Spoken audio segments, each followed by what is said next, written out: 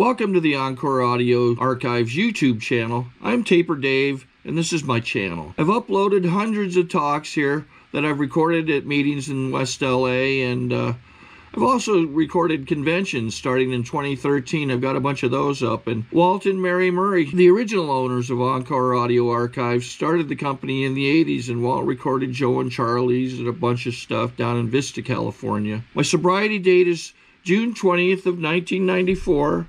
I hope you find something you like, so please like and subscribe to my channel and comment down below. If you want to hear something that I don't have or that you don't see, I'll see that I get it. Anyways, take care and have a great day if you want to. A nice introduction.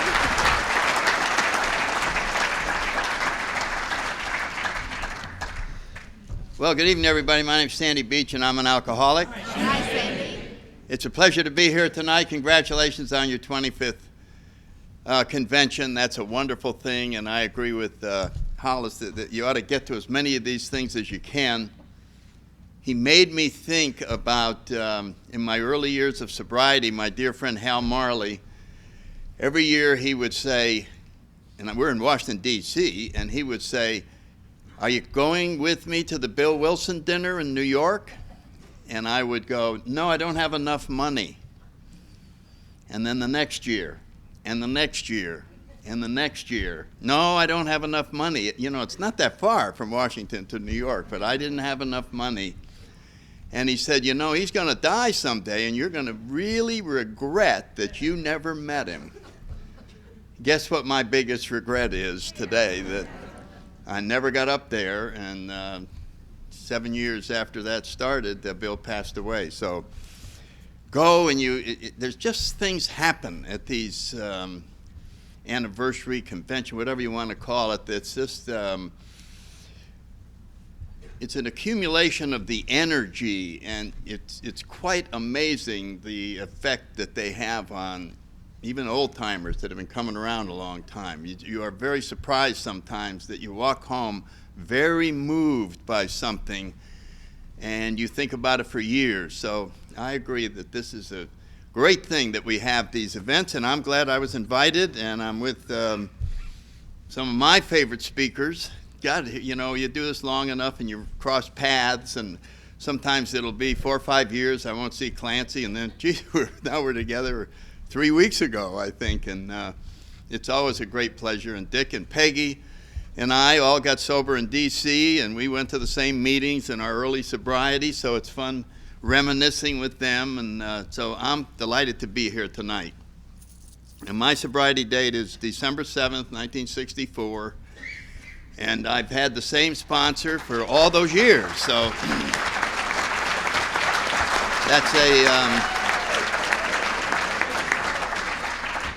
that's a wonderful feeling. Bill T is up in Virginia, but he's the guy that came to my house and told me to get in the car. I told him I wanted to think about it. He said, "Get in the car." You know what I mean? So, and I never had another drink. You know, I went to that meeting. I was just had a drink before we left the house, and I think about that meeting. It was in Manassas, Virginia, and I was so sick. God, I was sick. And the meeting went on and on. It was a group anniversary. It was in an Odd Fellows hall that didn't have flush toilets.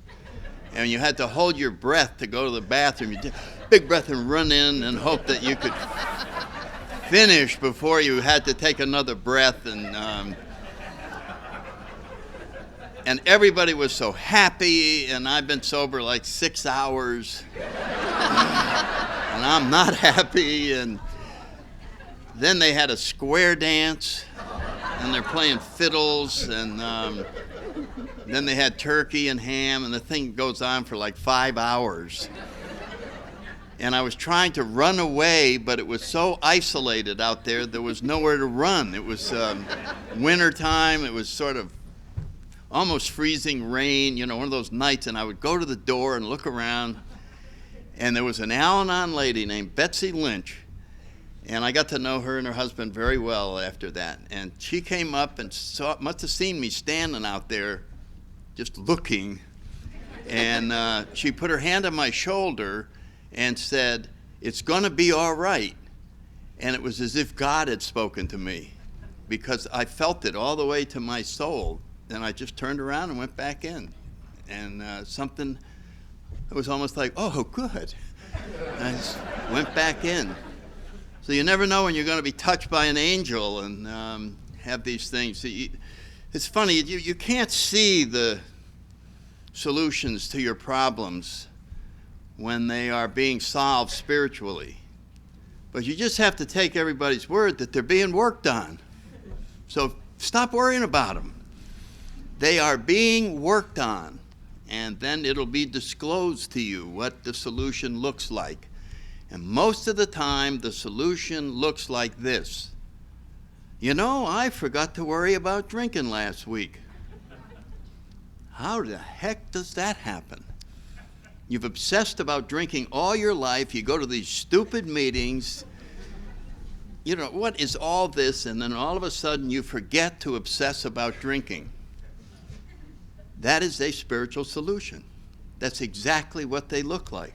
You are lifted. It's lifted out of you. It doesn't exist anymore. As our literature suggests, we're placed in a position of neutrality. We're not fighting it. We haven't sworn off. It just isn't there. Now, that's an entirely different approach to problem solving than anywhere else.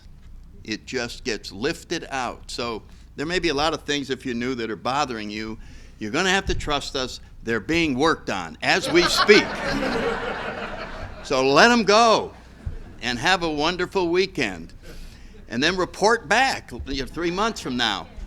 Are they working on them? Yeah, they're working on them. If you stay out of the way, things will happen. You know, a lot of times they say that things happen in God's time. That's true, but it's not true. Everything in spirituality, there's paradoxes everywhere. Let's say that you're running out of money and you're panicking and you're having financial insecurity fears and they're keeping you up all night. So you decide to pray about it. And you go, God, please help me to find a good job soon. And when I get the job, help me to systematically save so that I can pay off some of these debts and accumulate a savings account so that this fear of financial insecurity can leave me. And it takes about 4 months before you get a job. And it takes a couple of years of saving up until you finally look in the savings account and go, whew, I can relax. And you get the feeling that it happened in God's time. Somebody said, you know, I guess it took 2 years. Well, that's exactly what you prayed for. You prayed for a 2-year solution. If you had prayed for God to lift the financial insecurity from you today, it would have happened a lot quicker.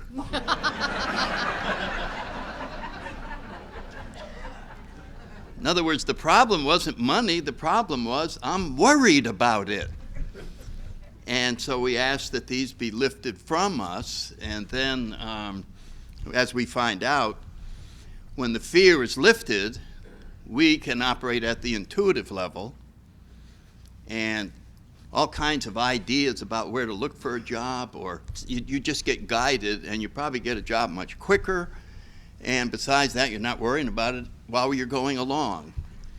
I don't know where, I just got thinking about that about a year ago, that happening in God's time, and that I'm the one who sets the time schedule, and then if it takes a long time, I go, well, I guess God just doesn't like me that much, and he's really giving me exactly what I asked for. I don't know how I got started on these obtuse things, but I might as well stay there. Because I tell my story so many times that it's tiring me out.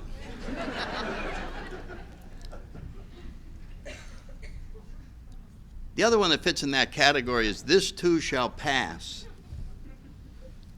Now, there's a subset of that, and I want to give you this one, and then you might find that it works better than this too shall pass. this too can be let go of.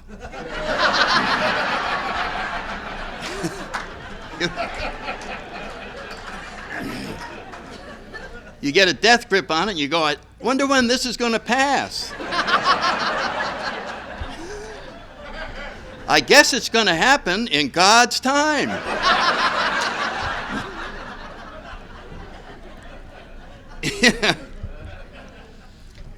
Let go and let God, right? That resentment isn't going to go away if we've got a death grip on it and we can't forgive somebody, and there we are, and we go, well, I guess.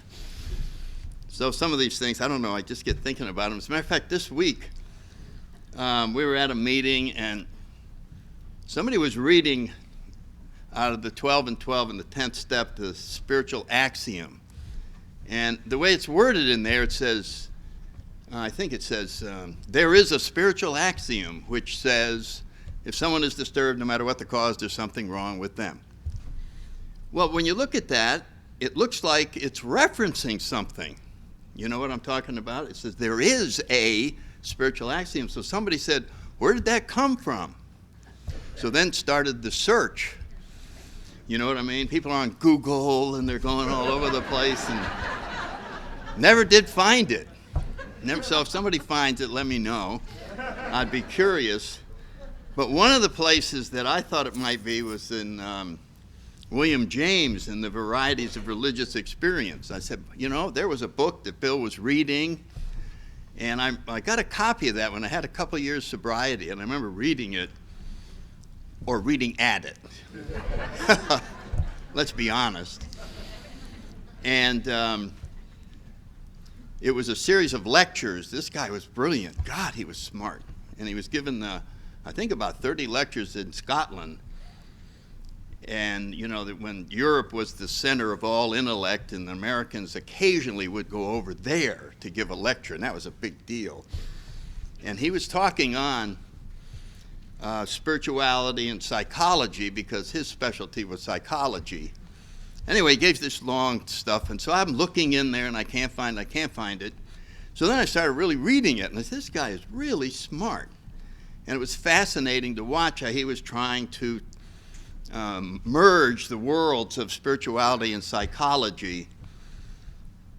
And he got to the end, in the conclusion section, after giving these 30 lectures, and he said, after studying all of the spiritual paths in the world and the religions, that there was stuff going in every direction. He said, you can find things that are just amazing, all the different directions.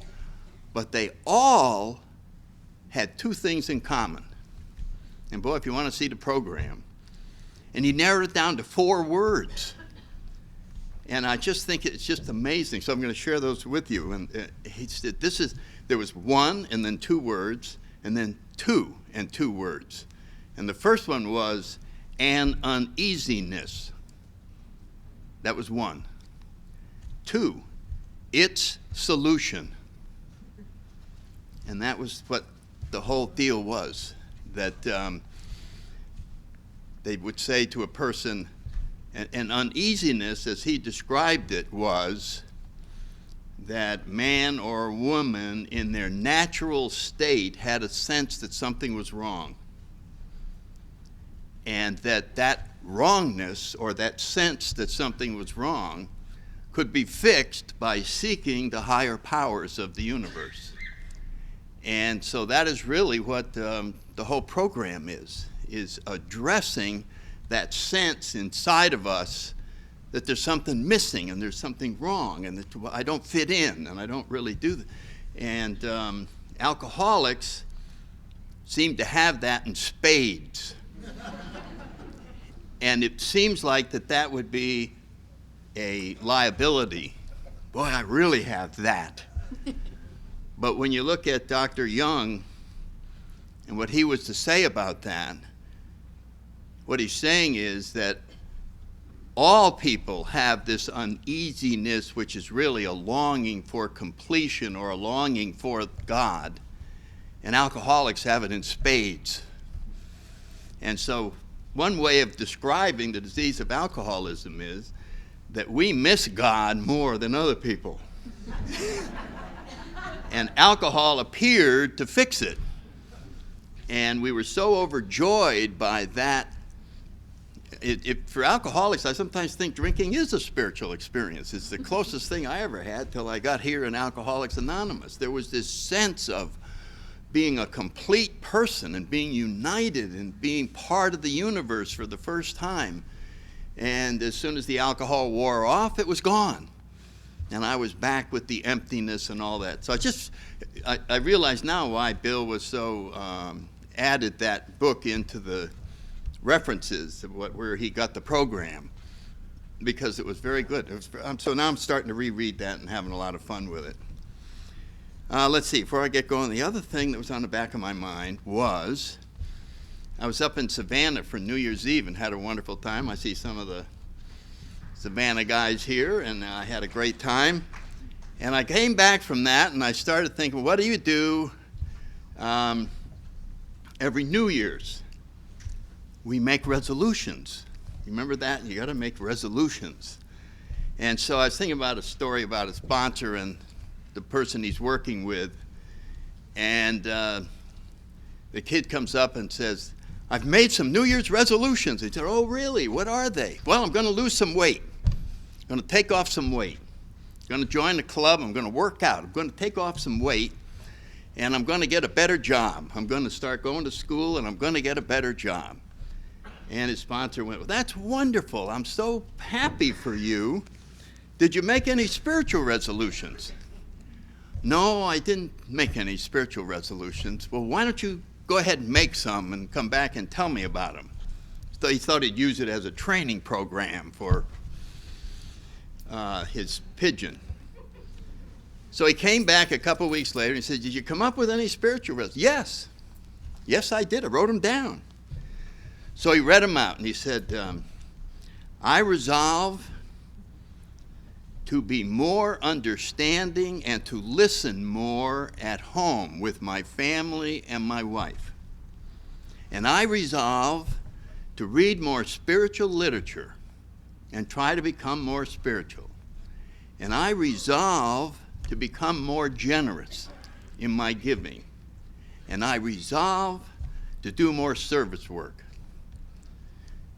And his sponsor said, well, I hate to tell you this, but what you just wrote down is the exact antithesis of a spiritual resolution. That isn't even close. And a young man went, not even close? You mean being more generous isn't spiritual? Oh yeah, that's spiritual.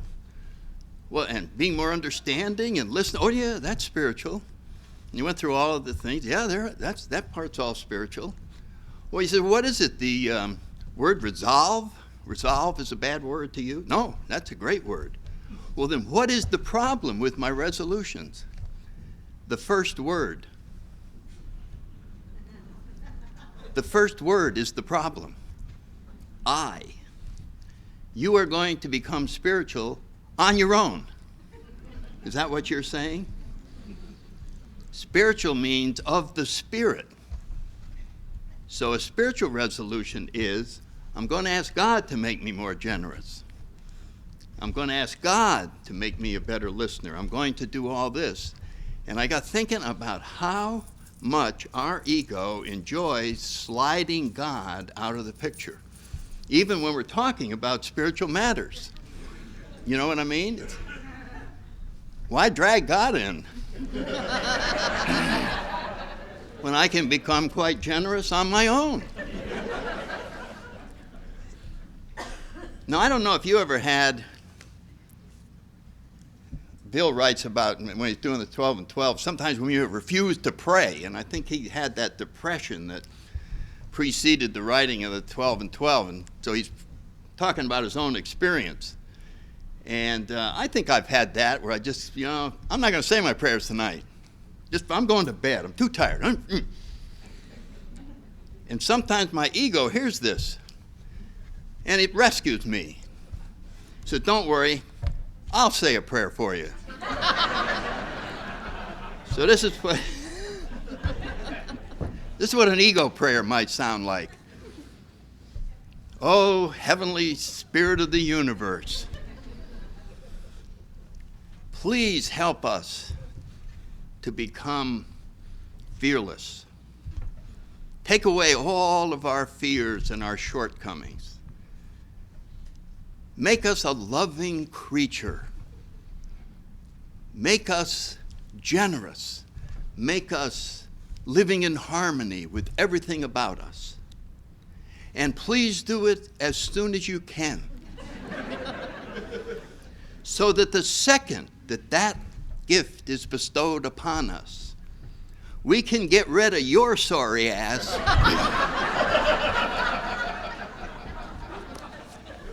and get handling things on our own. You came in here to take care of our drinking problem, but you're muscling in to all the other areas in here. And if you keep it up, I'm going to be out of business. And so this struggle goes on. It's the darndest thing to watch. I don't know about you all, but I find myself sliding God out of the picture without even realizing that I've done it. And if you listen in meetings, you will hear that all the time. Well, what are you going to do about that? Well, I'm going to double the number of meetings that I'm at. I am going to, and you rarely hear, well, I'm going to ask God to take care of that. I'm going to ask God to take care of that. And you know, it's clearly, this is not a self-help program. It's a God-help program. And I think it's very important to know that, because it makes it a lot easier journey. Now, I didn't start out with any of these ideas. I grew up in New Haven, Connecticut. Very briefly, I have one sister, and she has 28 years in AA now, up in Connecticut, and we've become very close ever since she came in the program. We just started talking on a different level.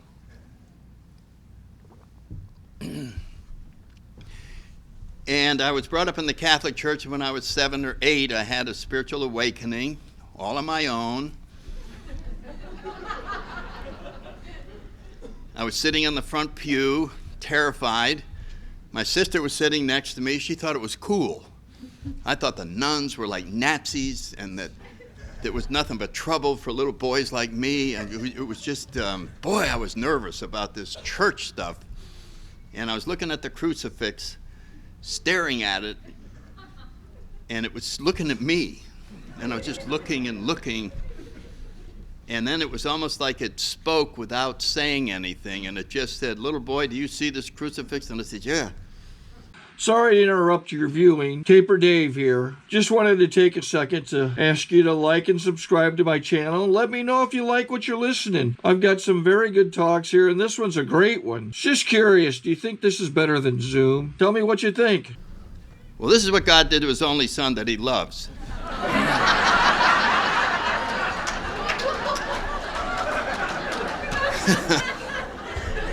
Guess what he's going to do to you? And I literally fainted and carried me out. And of course, you never talk about those things to anybody, because if you do, they'll know that you're not cool. So you always pretend you're fine, and you already know everything. And it wasn't until I got in AA, I think, that I would talk about personal things with somebody else and say, "Do you think these thoughts?" and all that. Back then, you just kept it all to yourself. And so that was quite terrifying. So I never had any support in my psyche from a higher power. It was terror. So I didn't want to die, because that would be terrible. That's when the trouble starts.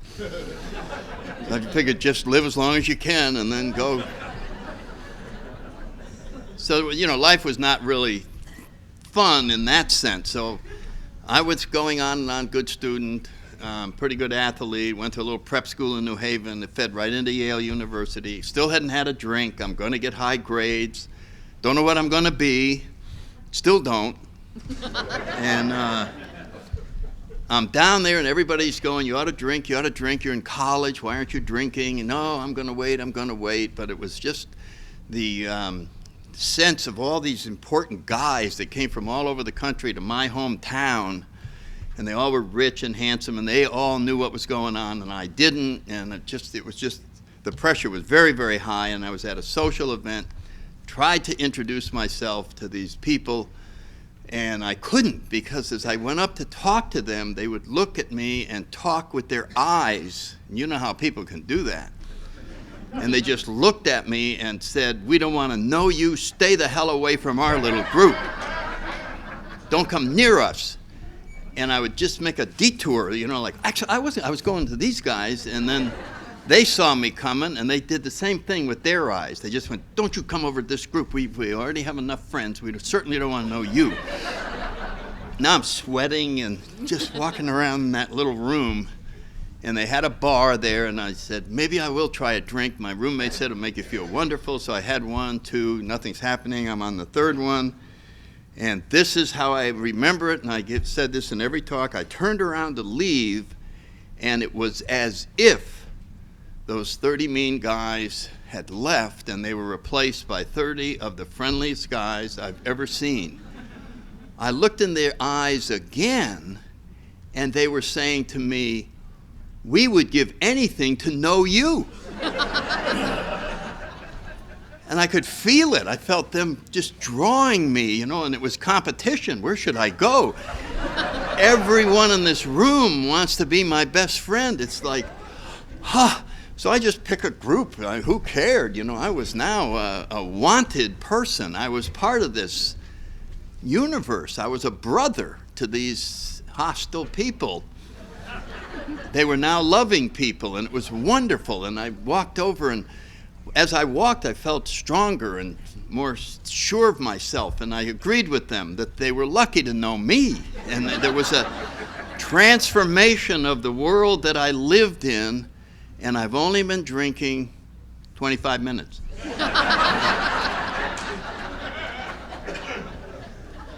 And I was ecstatic. I felt like the core problem that I've been dealing with since I could remember as a little tiny boy was now solved. End of story. Whatever had been missing all those years was now complete.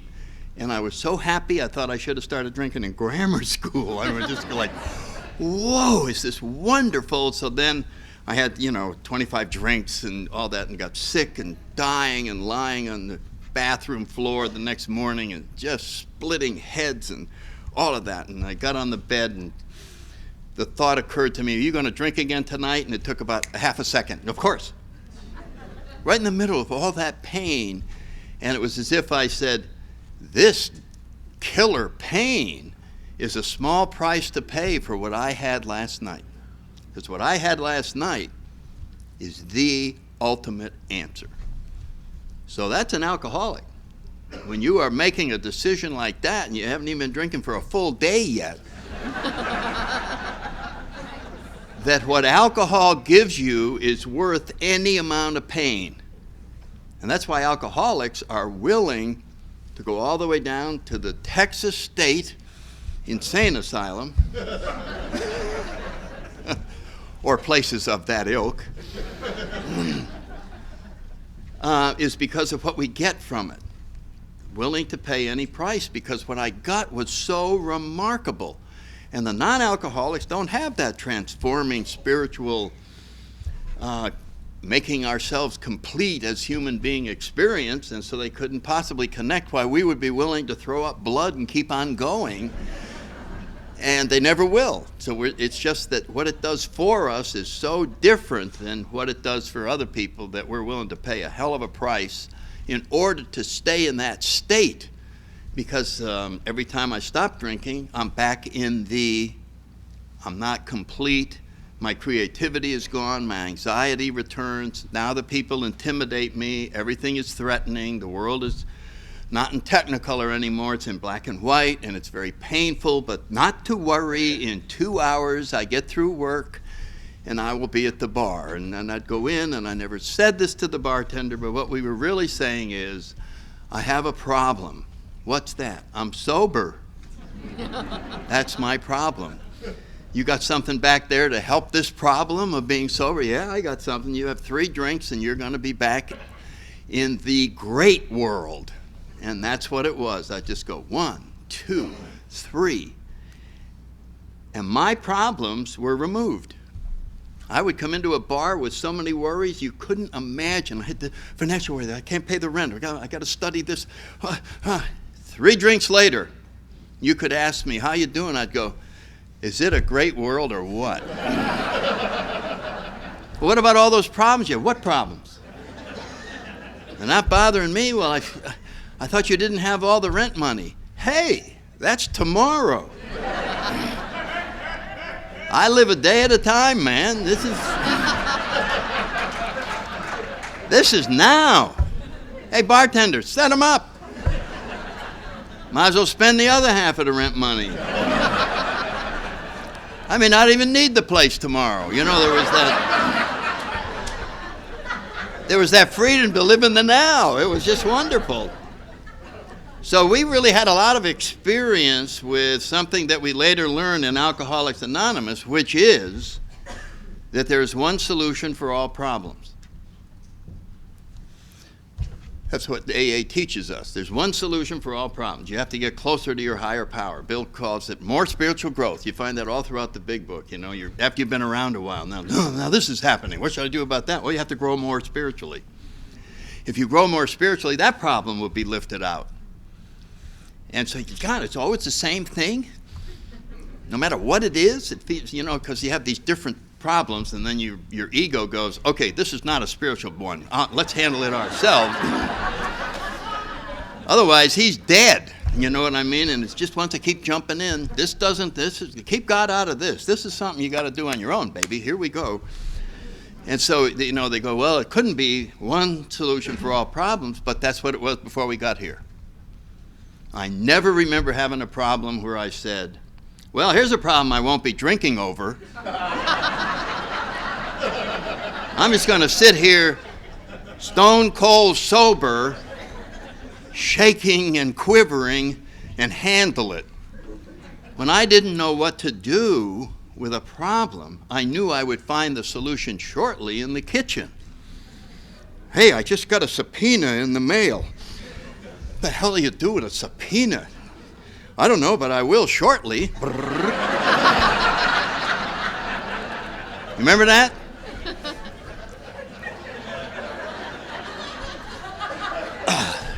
Tear it up. I mean, it was bingo. You would intuitively know how to handle situations. Used to baffle us. So yes, one solution for all problems. So that was what we were already used to that. And it really was the same kind of a solution. It took the problem away.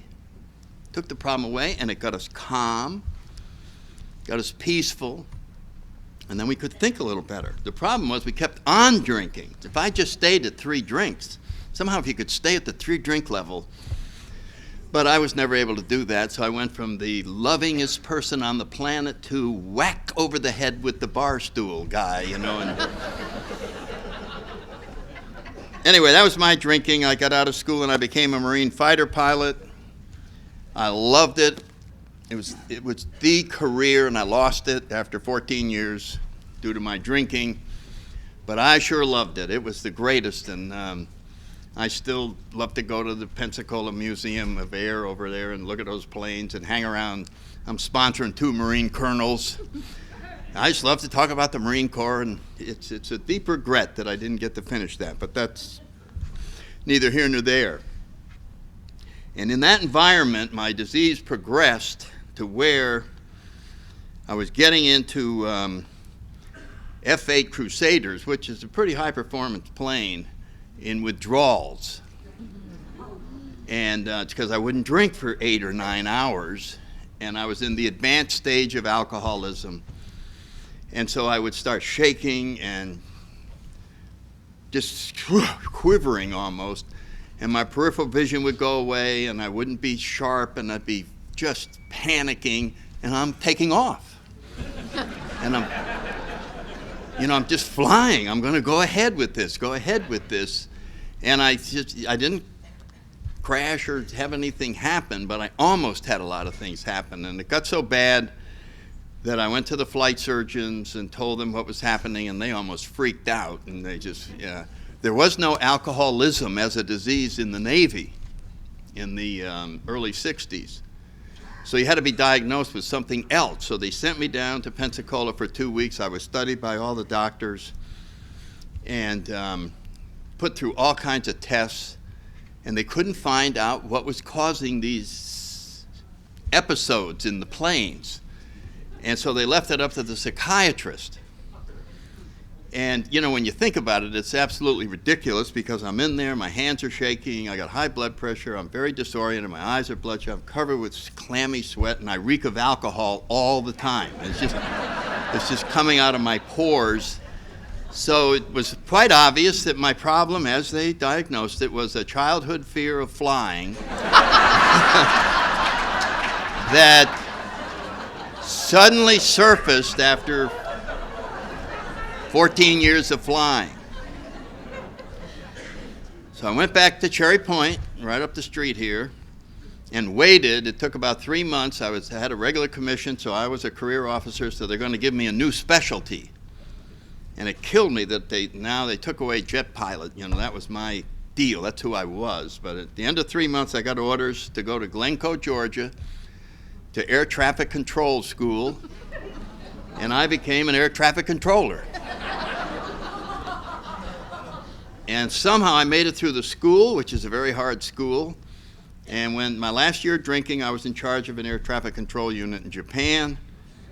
And fortunately, the day I checked in, I was on a bicycle going down to the tent area where we were, and I got there, and the 2 or 3 senior enlisted men were there, and they just took one look at me, and they just said, "Well, Captain, good to have blah, blah, blah, blah. Here's your little chair and tent and all that, and we'll bring you coffee.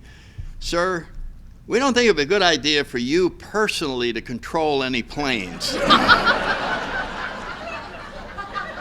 So you just try to show up for work, and we'll do everything else." And I wasn't able to do that. Because that year, all the controls were off. I was now getting ready for the crash, and I couldn't eat. So I lost 50 pounds. And I had malnutrition, and I was drinking vodka and green alcohol and staying in the Quonset hut. I didn't even want to go to happy hour. I didn't want to hang around my buddies. I just was surviving, and I tried to get nourishment out of juice. You know what I mean? I'd just get vodka and juice. And so I was getting sicker and sicker and sicker, and finished the tour and came back to Quantico, Virginia to go to a career school to get promoted to some high rank. And during that school, I was only there about a month, I think. It's all very vague because I was about to crash. But I do remember one time going in the gate at Quantico, driving up to the school, which was a complex of 5 or 6 large brick buildings, and they were gone. They just weren't there. So I went back to the main gate to report this. I would love to hear the corporal's story, you know, all these years later. And I said, "Corporal, I want to report junior school is gone." And he said, "What is that, sir?" I said, "I just went up to go to junior school, and it's not there." So he got the squad car with the light. "Follow me, Captain. We're going to go up there and check this out." And we got up there. It was back. You know? So he got out of the car and came over, and he said, "It's right there." And I said, "I know, it's back." So he got in the car and drove off. But anyway, I think we got a great talk going on here. Thanks for watching the channel. Taper Dave here. Just curious, do you think this is better than Zoom?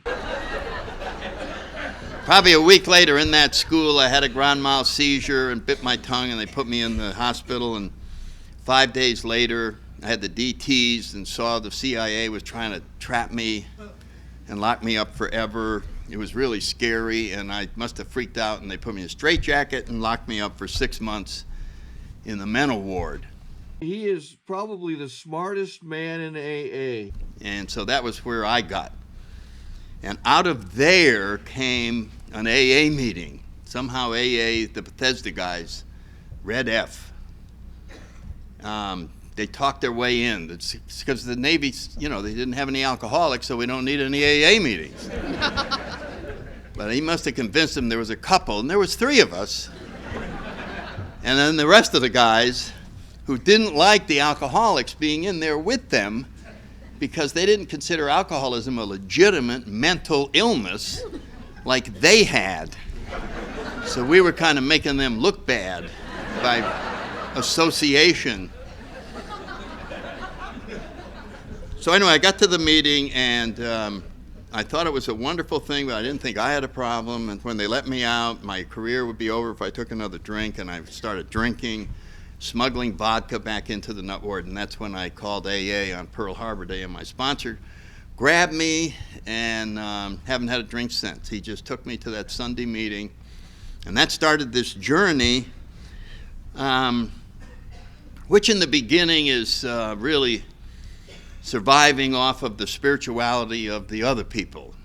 I would just, I'd go, what are they so happy about? I remember that guy Jack Lynch, whose wife was the Al-Anon. He eventually got cancer and died of it. And he was like happy as it was happening. I remember going over his house and he's going, hey, get Sandy a chair. Come on over here, Sandy. Oh, well, what can we get for you? And he weighs about 80 pounds. And he was just handling it spiritually. And, as he got closer and closer, he was seeing what was coming, and he was all excited about that. And I'm just going, I used to see people, or they'd get fired, and they'd be at a meeting very calmly talking about getting another job and everything's going to be fine. And I was going, maybe these people are mentally ill, and they don't understand what's going on in their lives. They can't be standing there just being relatively happy in the middle of all these crises. What is that? And I got to thinking back on my drinking years. Every time, I don't care what the crisis was. If I was at the bar in my 3rd drink, how you handling it? Oh man, when you know how to handle these things, you know how to handle them. And it was like, it's not bothering me in here. And so I saw that. Now I didn't have it myself, but I was inspired to realize that this was real. When I saw real drunks staying happy in the middle of real problems, I was impressed. I was really impressed. And they just kept saying, God does it. I'm not doing anything. I'm just making sure that I got him in. And I think the first lesson I got in this involved steps 6 and 7. And steps 4 and 5 and 6 and 7. And I was having a hard problem listing all of my character defects. It seemed like it was just getting set to be a heavy burden to own up to all of this stuff, because you're going to have to work on it, and it's going to be so hard to deal with all these issues. And somebody told me, they said, well, let's pretend that it doesn't say we're going to inventory your character defects, but let's make believe what we're going to inventory is your house. And we're going to see what's it going to take to make it perfect again. And a typical alcoholic's house is a mess. We haven't done anything to it in 20 years.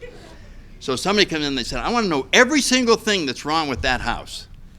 So we start going through it. Well, we need all new plumbing, we need all new wiring, and the roof leaks all over, so we're going to need a whole new roof. It's going to have to be scraped and painted. The bathrooms, the toilet doesn't work, so I'm going to have to replace. Oh my God. And we start wanting to stop the list because the amount of work involved is staggering. And right at that point, our sponsor says to us, oh, you're worried about the work? Oh, didn't I tell you? A contractor's going to do all the work. You just list everything. Oh, really? A contractor's going to do all? Yes. You just list everything. Well, now I'm back going, well, I want to go down here. I think there's some yard work that needs to be done. And the hedges and the fence and what about the driveway? This place needs a new driveway and the garage is coming. Yeah, we need a new garage. I would just get that list all the way up. Same thing in 4, 5, 6, and 7. You don't do any work. We humbly ask our higher power to remove these things. So we go, geez, if that's all there is to it, why aren't we all perfect? Is it because God doesn't want to remove these things? Is that what the deal is? Because nobody in this room is perfect. And I think this, I'm going to kind of go into this and then wrap it up. Because this has been a fun thing for me to think about, so I'll see what you all think about it. This is how the steps work. In other words, the more we're in the program, the more we allow God to do the work. That's the point of the whole thing. When you turn your will and your life over to the care of God, in terms of spiritual growth, it is Him doing the work and removing all these things that are blocking us from Him. And so, geez, if He's going to do all the work, why aren't we eagerly racing towards spirituality? I mean, what is that? Why would it be that? Well, if you study the 12 and 12, you'll find in the 6th step that Bill talks about a thing called the riddle of our existence. If you haven't run across that sentence, I always like to hear new stuff when I go to meetings, and then I go run home and find it. The riddle of our existence. I don't remember reading that. So anyway, he makes an attempt in that step to explain what the dilemma is to be a human being. And he goes on to say that drinking, we say, number one, we go, well, what proof do I have that God would remove something if I did get entirely willing? And he goes, well, unfortunately, you have 100% proof because you became entirely willing to have your drinking removed, and it's gone. You don't think about it anymore. It's just been lifted out. So you already know it works. Well, then what's the problem? Wouldn't you like to be spiritually perfect? Oh, yeah. Yeah, I would. I would really like it. I would really like it. It's almost like when people say, would you like the federal deficit removed? Yeah. Okay. Well, we'll cut your program and raise your taxes, and we'll get it done. It's when you get into the specifics that you meet resistance. And that's what Bill is saying. He's saying the rest of our character defects aren't killing us like alcohol was. So it becomes much more difficult to become entirely willing to have you-know-who remove these things. What's the problem with getting God involved? He goes too far. That's the problem. We're moderation people.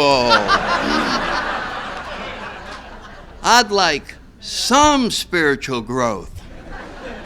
I don't want to be Mother Teresa. What would happen? What would happen?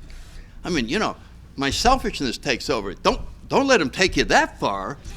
You have to give all your crap away to the poor. You won't even have a boat. Hey, you're just here to get sober. Slow this process. Easy does it. Whoa. So this is what Bill is talking about. He says, we actually like some of our character defects. They give us a lot of pleasure. So let's start going after them, because we got to eventually make some more growth. What can I entirely get rid of? And you start down the spectrum, there isn't anything. You want to entirely get rid of anger? Yes, I want to entirely get rid of anger unless it's justified. All right, would you like to entirely get rid of gossip? Gossip, Dr. Bob said, hurts AA probably more than anything. It is one of the terrible things that we have going on. Would you like gossip totally lifted out of you? Of course I would. Most of it. What I'd like to do is to no longer originate gossip. Because that is very mean. But if I'm just relaying something, what I am is a dispenser of information, as you see. So I would like to take my gossip down to just relaying. Well, what about lust? Wouldn't you love God to just come in and just go, shoo, not 1 ounce of lust left? You think how free you'd be. You'd just be able to go around without being tormented by all that stuff. Wouldn't you love that? All of it, huh?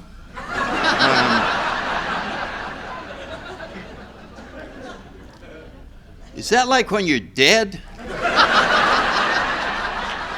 All of it. I'd like, put me down for 50%. I'd be willing to, I'd like to sign up for 50% on lust, 50% on pride, 50% on this, 50% on that, and then Bill writes the great sentence in there, we tend to settle for as much perfection as will get us by. Put it in businessman's terms, I'd like to have a reputation for being honest.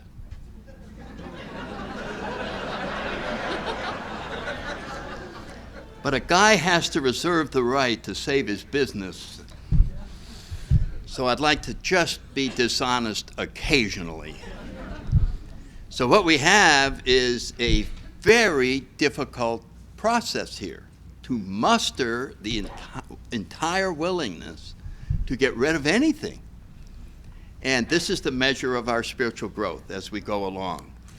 And some of us voluntarily acquire the process of humility and move on. And the vast majority of us have to wait until the crap hits the fan and somebody goes, that's disgusting, you ought to get rid of all of that. And we go, oh, okay, all right. And circumstances finally create the willingness. We go into the process, we come out the other side, free of something that's been haunting us for many, many years.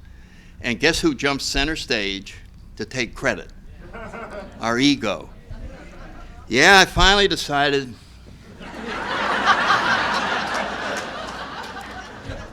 that lust thing had been ruining my life long enough. I just said, you got to face it, and I did. And we never hear the God mentioned anywhere. And you see what I'm saying? So this spiritual process is difficult but fun. Everything the joy of living to me means that it's fun. That the fun comes from maintaining the connection with this power. The 12 steps are power tools. They have to be plugged in. You know what I'm saying? You can't take an electric knife and not plug it in. Hey, what the hell's wrong? It's cutting 2 slices? What is this thing? So as long as they're plugged in, they do the work without much effort on our part. And that's the exciting part, because anytime I am near the energy of my higher power, I'm happy. See, that's where happiness is. The closer I get to being in contact with the higher power, the harder it is for any problems at all to exist. They just can't exist there. It's just like alcohol. They just, they're there, but I haven't classified them as problems. Because when you think about it, a problem is not a problem. A problem is an event that you decided was a problem. You know what I mean? There's millions of events going by. Well, the weather's this, that's going on, the election went this way, this went that way, that went that, yeah. Wrong. That's unacceptable. Now it's a problem. You see, that I grabbed and I decided that this isn't the way it should be. I think you could take every problem that we have and narrow it down to one category.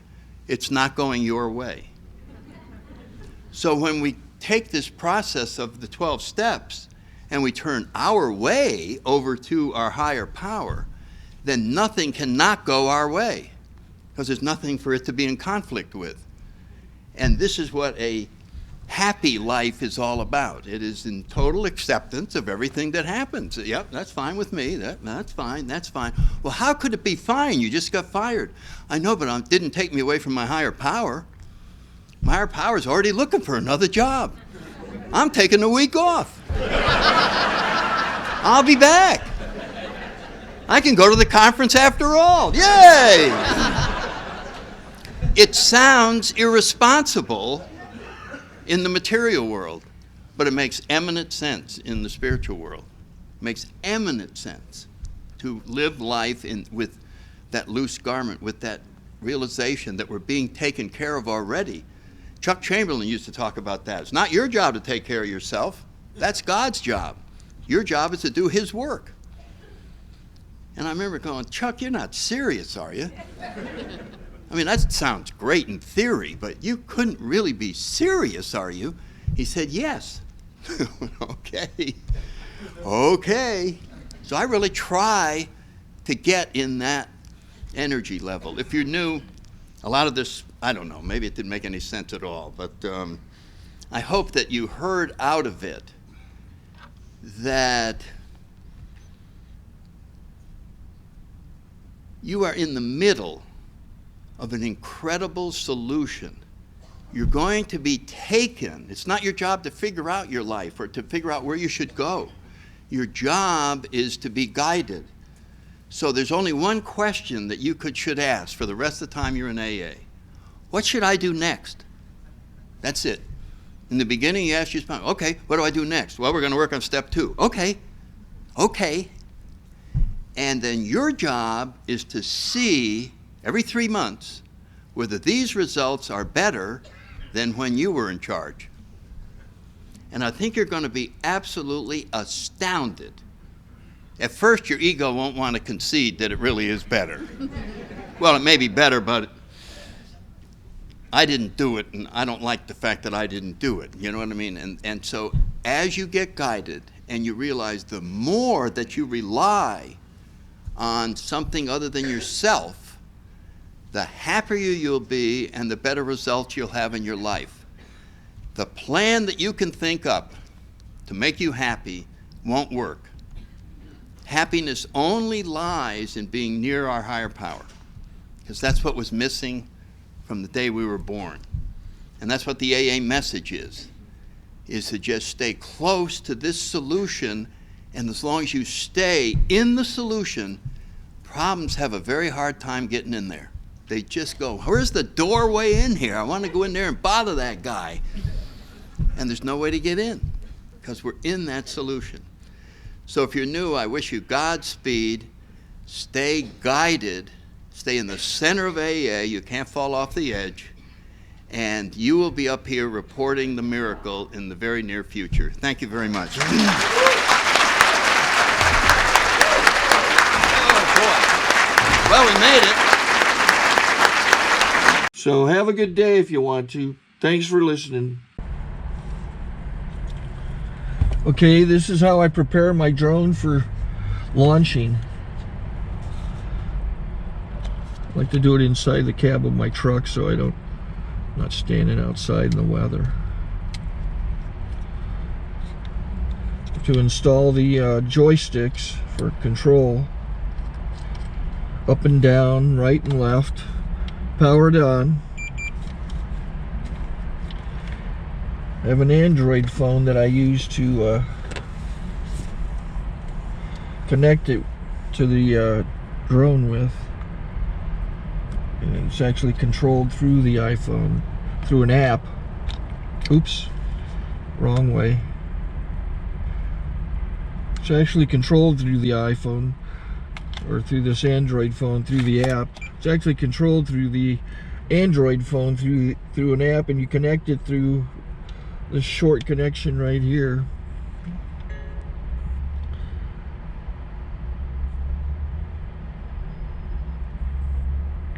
Remote control connected. Remote control's connected. So I pull out the drone. I have to extend the legs long legs extended first, then the short legs. Remove the gimbal protector. Set that aside, then power it on one short burst, then one long burst. I lay it down. So I have to go to calibrate. So the drone's not connected yet.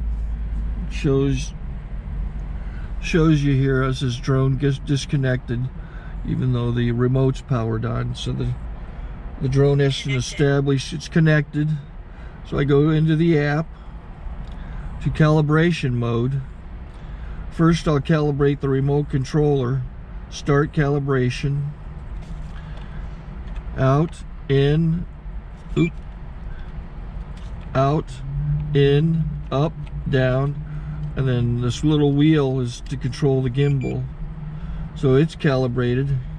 Go to gimbal calibration, start calibration, and then it calibrates the gimbal. I don't know if that shows up. The gimbal's moving all over the place.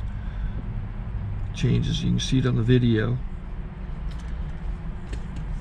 And I'm calibrated to take off. It's acquired 7 satellites at the moment. There are 26 satellites up in the sky, which it has to acquire before you can take off. So it's connected. It's got enough satellites. This is white. I can go to press this little arrow button, swipe right to take off, and it would start the motors if I slid this to the right. But I'll wait till I get outside. Don't want to do it inside.